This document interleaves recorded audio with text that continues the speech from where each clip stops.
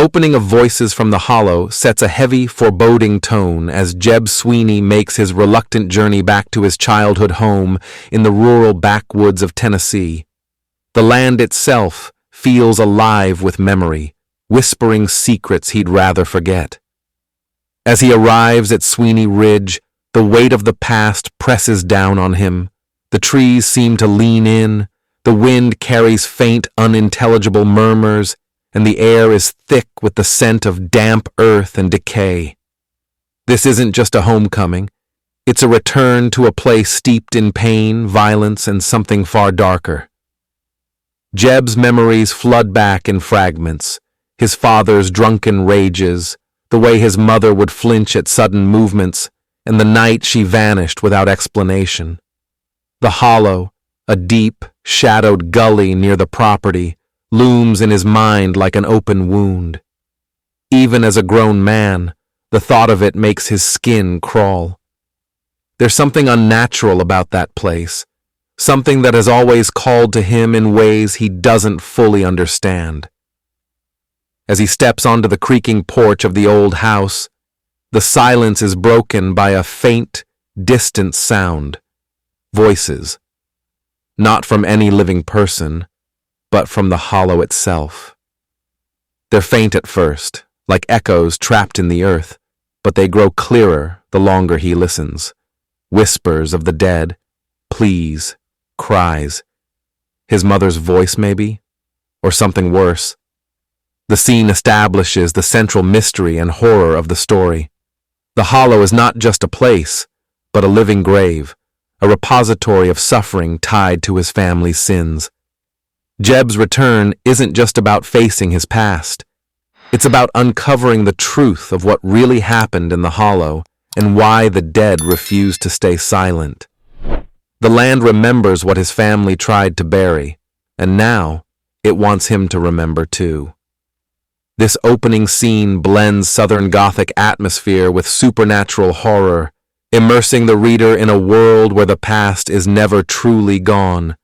It lingers, whispers, and waits. The wheels of Jeb Sweeney's pickup truck crunch over the gravel of a long neglected road, kicking up dust that hangs in the thick Appalachian air like a ghost reluctant to fade. He slows to a stop, engine idling, as the silhouette of Sweeney Ridge emerges from the twilight, a jagged spine of land cutting across the bruised purple sky. The old farmhouse, slumped and weary from years of abandonment, stares back at him with darkened windows like empty eye sockets. Jeb doesn't move at first. His hands grip the steering wheel, knuckles whitening. Every instinct tells him to turn around, to gun the engine and leave this place to rot. But the hollow won't let him. It never has. He steps out, boots sinking into the damp earth, and the smell hits him. A mix of wet leaves, mildew, and something deeper, something metallic and old. Blood memory. The wind shifts, carrying with it a sound that isn't quite natural. A whisper. No, whispers. Faint, overlapping, rising from the gully beyond the house where the trees grow dense and the shadows don't move right. Jeb. His breath catches. That voice. He hasn't heard it in decades, but he knows it like his own heartbeat. Mama. The screen door groans as he pushes it open, the hinges screaming like a thing in pain. Inside, the air is thick with the weight of years. Dust motes swirl in the dim light, and the floorboards creak beneath him, each step an accusation. You shouldn't have left. You should have known. A child's drawing, half rotted, still clings to the fridge. A stick-figure family, the father's face scribbled out in furious black crayon. Jeb's throat tightens. He remembers the night he did that. The night the shouting got too loud, the night Mama didn't come to his room to kiss him goodnight, the night she disappeared. Outside, the wind picks up, rattling the loose tin on the roof. But beneath it, beneath the rustle of dead leaves and the groan of old wood, there's something else. A murmuring rising from the hollow. Not just one voice now, many. They're waiting for him. And for the first time since he was a boy, Jeb Sweeney is afraid to look into the dark. The old woman sits in her rocking chair like a sentinel of forgotten times, her gnarled hands gripping the armrests as if they alone keep her anchored to this world. Granny Sweeney doesn't smile when Jeb steps onto her porch. She just stares at him with eyes gone milky with age but sharp as broken glass. "Knew you'd come back," she says, her voice like dry leaves scraping stone. "Ain't no Sweeney ever escaped that hollow for long." The air inside her cabin is thick with the scent of bitter herbs and kerosene, the walls lined with jars of murky preserves that might not all be meant for eating. A Bible sits on the table, its pages swollen with humidity, but Jeb notices it's open to Revelation, the part about the dead rising. Granny doesn't bother with small talk. She pours him coffee black as a sinner's heart and says what they've both been thinking. "You heard 'em, ain't ya? The voices."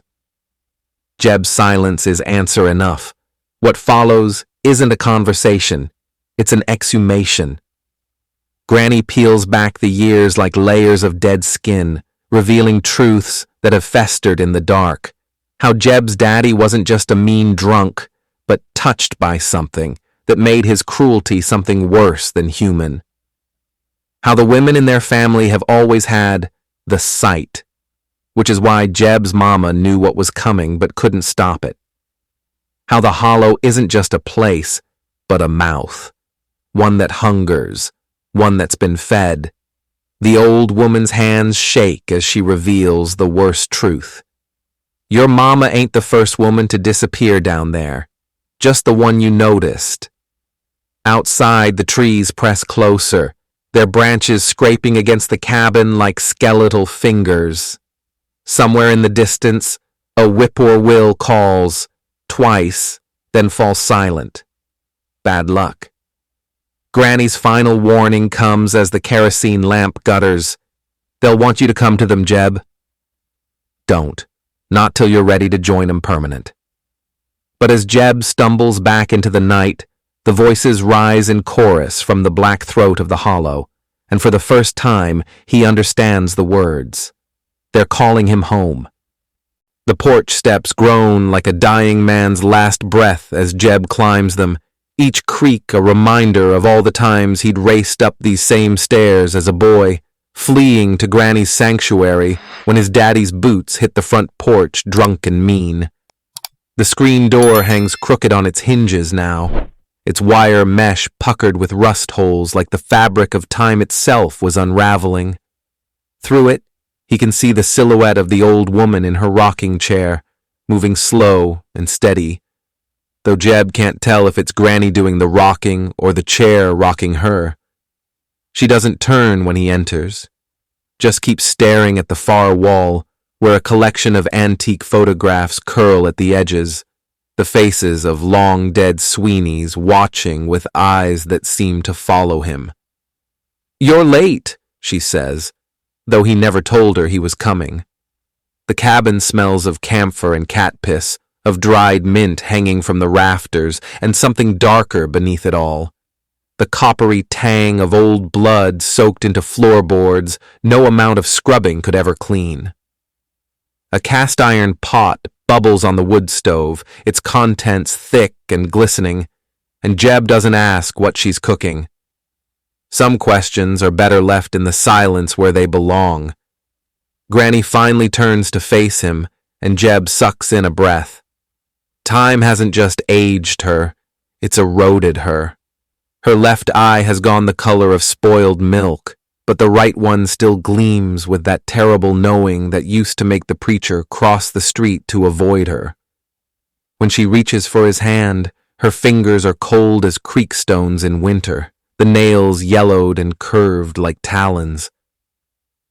"Let me see your palm, boy." It's not a request.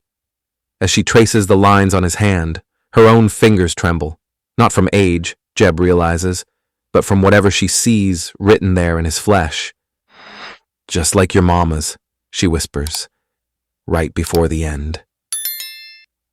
And then the truth comes like a gutting knife.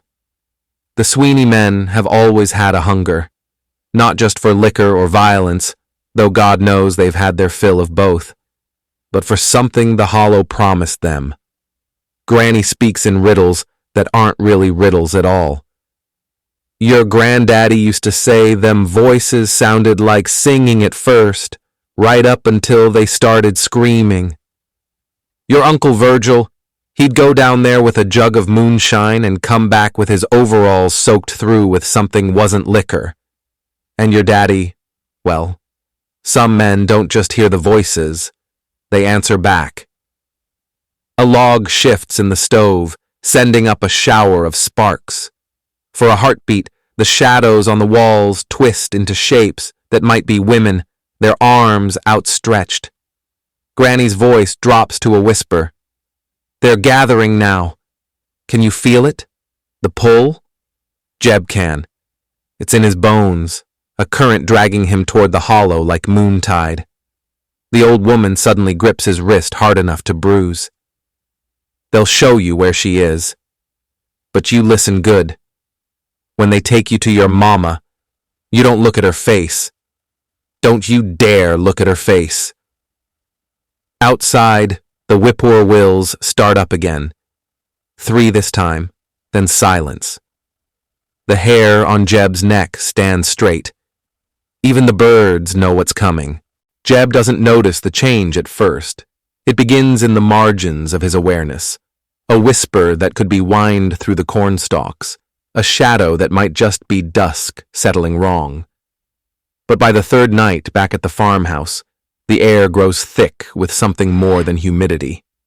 It hangs between the trees like spoiled fruit, sweet and cloying with decay. The first real sign comes when he finds his coffee cup vibrating across the kitchen table untouched, ripples spreading through the black liquid like something beneath the surface is trying to get out. Then the photographs start weeping, not metaphorically. Actual beads of moisture form on their glass frames, streaking down like the subjects inside are crying from their paper prisons. His mother's portrait leaves rust-colored trails that smell faintly of copper when he dares to wipe them away. At night, the house exhales. Floorboards sigh under invisible feet.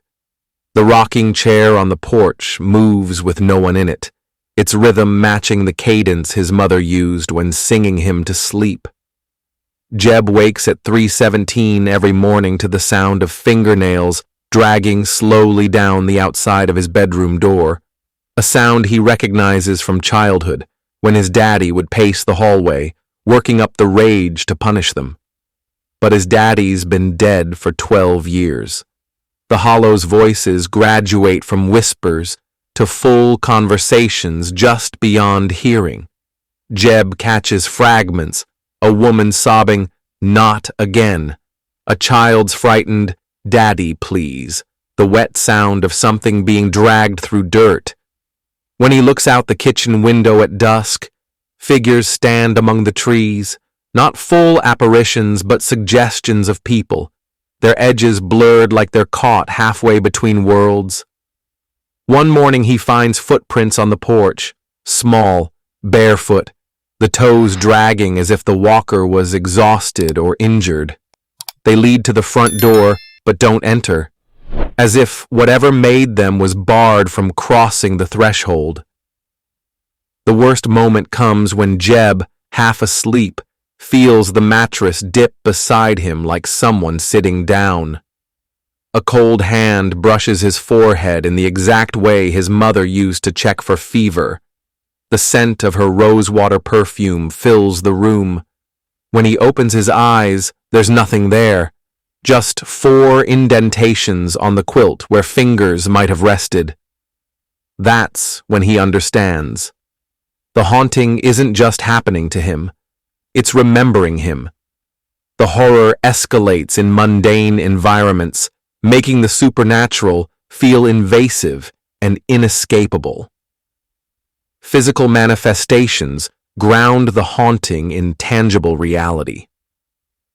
The recurring wake-up time suggests the hauntings are tied to a specific traumatic event. Footprints and mattress indentations provide disturbing physical evidence that blurs the line between ghostly and real. The final realization that the house isn't just haunted, it's remembering, transforms the haunting from external to deeply personal. The attic smells of old sins and older blood. Jeb's flashlight beam cuts through the dust motes like a scalpel as he climbs into the space he hasn't entered since childhood, back when his daddy would lock him up here for punishment, leaving him in the dark with the spiders and the groaning house beams. Now he comes willingly, driven by the voices that have graduated from whispers to screams in his skull. The trunk sits exactly where he knew it would be, wedged beneath the eaves, its leather straps cracked with age but the padlock still gleaming dully, as if someone polished it regularly. It takes 3 blows from a rusted hatchet to break it open, the sound echoing through the empty house like gunshots. What spills out isn't just memories, it's evidence. His mother's favorite blue dress, crusted black along the hem. A collection of women's rings tangled in a handkerchief monogrammed with his father's initials. Polaroids so old the faces have begun to bleed, but the poses are clear enough. Women bound to trees in the hollow, their eyes wide with terror. And at the bottom, wrapped in oilcloth like some perverse treasure, a bone-handled hunting knife still streaked with stains no amount of time would ever fade. Jeb's hands shake as he lifts the knife. The moment his fingers close around the grip, the house groans like a living thing in pain. Outside, the wind rises to a shriek, rattling the attic's single cobwebbed window. That's when he sees her, reflected in the glass, not behind him where she should be if she were real, but inside the pane itself, as if the glass has become a pool of standing water. His mother, younger than he remembers, her mouth moving soundlessly. She points not at him, but at the knife in his hand, then down toward the floorboards, toward the hollow. The vision lasts only seconds before the glass cracks diagonally across her throat. Jeb staggers back, dropping the knife. It lands point down, quivering in the wood like a compass needle. When he wrenches it free, he notices for the first time the faint scratches on the attic floor, not random, but deliberate. Words carved again and again in different hands. Forgive us. She waits. He made us watch, and clearest of all, in shaky block letters like a child might make, the well is hungry. The flashlight flickers as thunder rolls across the ridge. Somewhere below, the screen door slams, not from the wind, from someone leaving. The space transforms from childhood prison to truth chamber, symbolizing Jeb's forced maturation. Each artifact forces Jeb and the reader to imagine specific acts of violence. The carved messages reveal this isn't just his father's crime, but a family legacy. Having the ghost appear in the glass rather than behind him makes the supernatural feel invasive. The well is hungry suggests the hollow's evil is both literal and ancient, far beyond one murderer. Dawn breaks over Sweeney Ridge like a fever lifting, pale and fragile, the light too thin to chase away all the shadows. Jeb emerges from the hollow covered in dirt that refuses to be brushed away, the stains embedding themselves in the creases of his hands, like the land has marked him, claimed him. The well is silent now. The voices, his mother's, the women's, even his father's, have gone so quiet it makes his ears ring with absence. The knife lies at the bottom of that dark shaft where he dropped it, finally returned to the thing that forged it.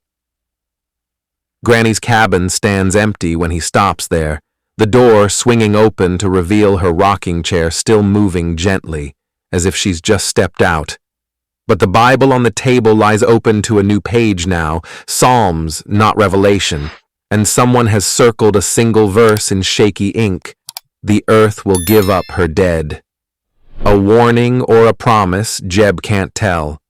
He burns the farmhouse, stands back as flames lick up the porch where his mother once shelled peas, as the attic where he found the truth collapses in on itself with a groan.